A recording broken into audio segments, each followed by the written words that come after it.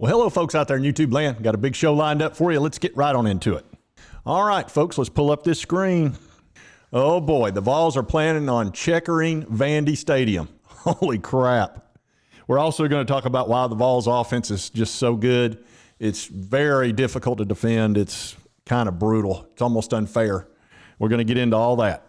So first of all, to checker one of your opponent's stadiums, especially one in your own conference, is kind of brutal. I mean, it's the ultimate in-your-face move, and I don't think Vandy's going to appreciate it very much at all. How dare you! Shut up, Greta. Shut up, Meg. Yeah, that would be brutal, no doubt. This is Outkick, and it says Tennessee fans embark on savage plan to buy up every seat at Vanderbilt Stadium and checker road rivalry football game, that's never happened. It says historically, one of the coolest traditions in college football, the checker out, takes place at Neyland Stadium where, we saw that last week, 102,000 fans color coordinate their outfits, etc. Of course, this is a picture of where they checkered out the stadium last week, which was just amazing, running through the tee and all that. I mean, that's impressive, and the noise level down there was unbelievable. My brother was actually in the upper level, and he said it got so loud he had to actually put his fingers in his ear several times, and that was from the upper deck where it's not as loud. He said down lower it was even worse. So not only does the opposing team get this to deal with, but also the noise. It says this year, however, the Volunteers are planning on taking it on the road. Vanderbilt football, they weren't that bad starting out, but they're probably by the end of the year going to have lost a lot of games. Last 3 years, they've only won 6 games. It says, in addition to poor on-field record, Vanderbilt football does not generate much fan interest, which is true. Its fan base does not show up by the masses, and visiting fans often outnumber home fans. For example, here's what Georgia did at Music City. As you can see, it's all red, and Vanderbilt's they just don't show up. Opposing fan bases often use the Vanderbilt game as an excuse to take a trip to Nashville, and they just hang out for the weekend. It says this year, Tennessee fans are looking to make a statement against their in-state rivals. The Volunteers are looking to not only buy up every available ticket at First Bank Stadium, but they are planning to checker the road stadium, which would it's just vicious. And as you can see, here's the plan. It says this is not a drill. Buy your tickets. We're checkering Vandy. And here's the plan, is if you're in this section or whatever section you're in, wear the right colored clothing, orange or white. Says if Tennessee fans can pull this off, it would be absolutely demoralizing for Vanderbilt. That, of course, is the intent. The Volunteers even have a website in place to let fans know what to wear on game day in Nashville, depending on the section. Says the plan is ruthless, but it's amazing. If somebody did that to us at Neyland and could pull it off, I don't know that we'd ever get over it. It would just be awful. And for the Vanderbilt fans, this is probably what that day is going to be like. This sucks more than anything that has ever sucked before. Yeah, sucks more than anything which has ever sucked. I would have to say that's accurate. It says, with that being said, the funniest possible outcome is that Tennessee fans checker Vandy and then the Volunteers lose, and then we might get another legendary moment like this, and this is where the Vanderbilt students were trolling us and playing Rocky Top. I'm not going to play it because it'll be copyright infringement.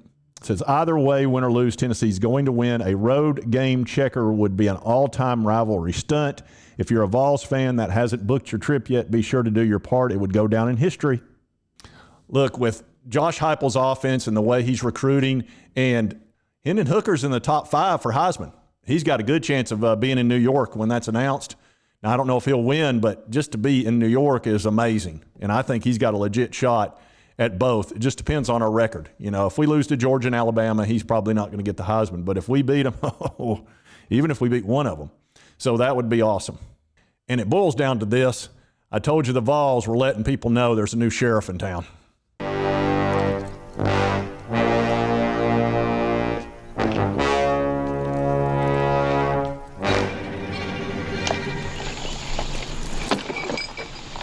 That's an attention getter. That's right. There is definitely a new sheriff in town.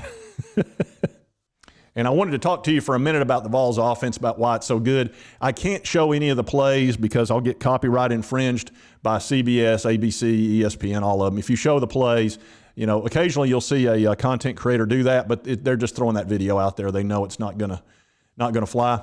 But What it boils down to is the way this offense works. First of all, it needs a running quarterback. Well, we've got a great one in Hendon Hooker, and the quarterback needs to be smart and make really good decisions.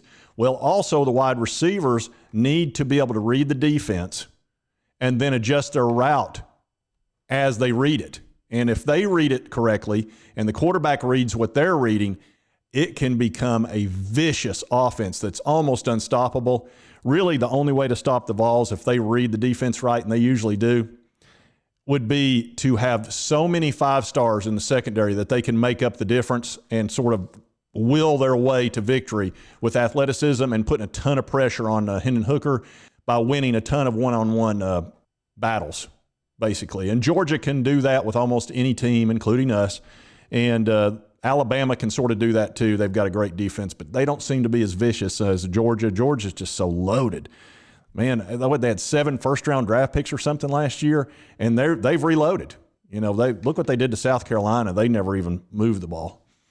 I know that Kent State's been scored a few points on their second team and all that kind of stuff, but look, Georgia barely even showed up for that game.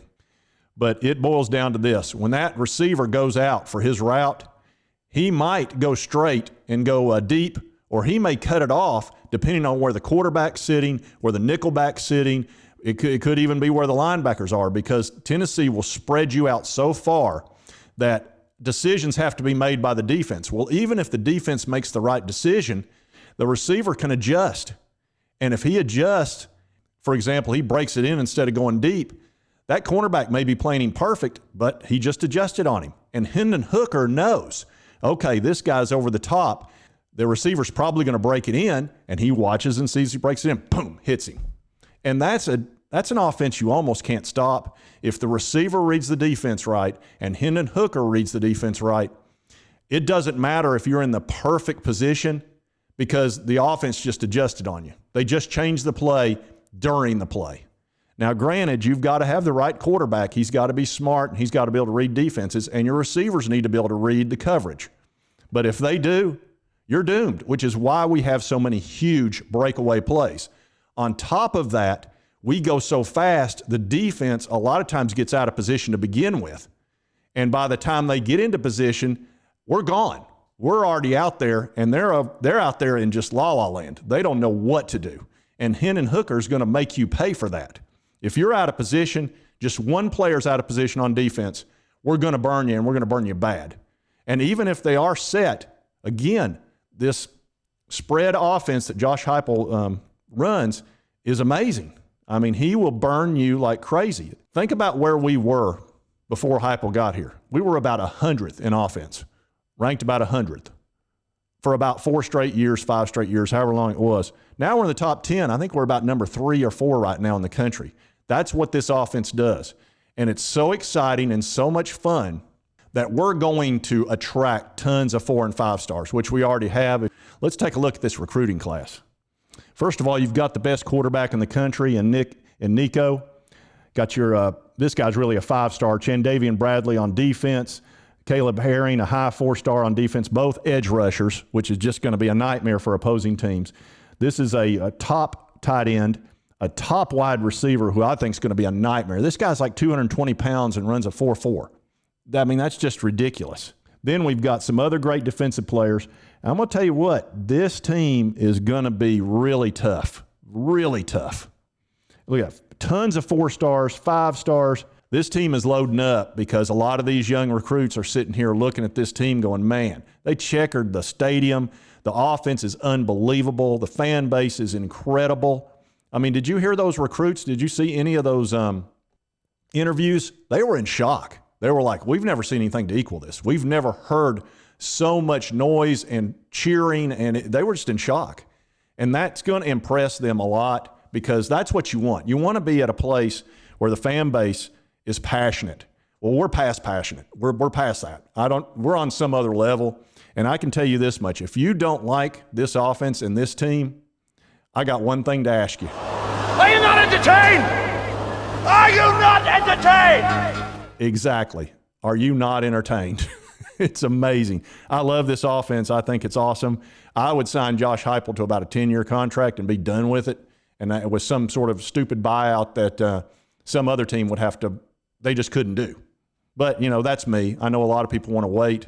You know, I saw it last year. I'd never seen an offense like that in my life, and I don't think it's stoppable. I think we can stop it if we mess up, and I think if you're loaded with 5 stars, you can stop us. If you're equally talented as we are, we're going to burn you. You're going to have trouble all day long. And we've got the right guy in Hendon Hooker. He's doing a great job. We've got some really quality backup quarterbacks, and then we've got Nico coming in. So we're going to have a lot of quality quarterbacks there, and as long as you have that and great wide receivers, it's going to be tough to stop the Vols. All right, folks, I just thought I'd bring that little bit of sunshine into your day about the Vols going to checker Vandy and why our offense is just so darn good. You realize Florida never stopped us. We never punted.